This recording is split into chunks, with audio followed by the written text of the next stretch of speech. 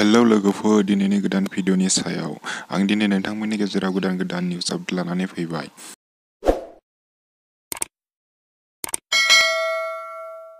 बिटिसिनि हालामाव थानाय क'क्राझार जिल्लानि फालांगिरि बिसि आरो फिसाय सानैबो मुस्रि सुदुंगु कुमार ब्रह्म आरो बिथांनिनो बिसि जया रानी ब्रह्म बिथांमोनहा चिफ मिनिस्टार रिलिफ फान्डआव दिनै गासै 5 लाख अनसुंथाइ गथायो। मोनथिनाय बायदिब्ला सुदुंगु कुमार ब्रह्म बिथाङा 3 लाख आरो बिथांनि बिसि जया रानी ब्रह्म बिथाङा 2 लाख रां अनसुंथाइ होयो।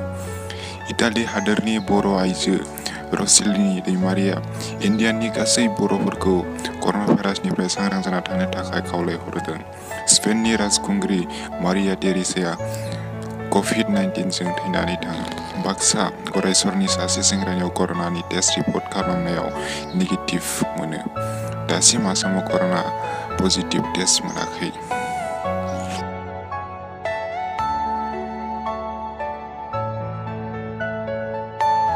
Are you all my personal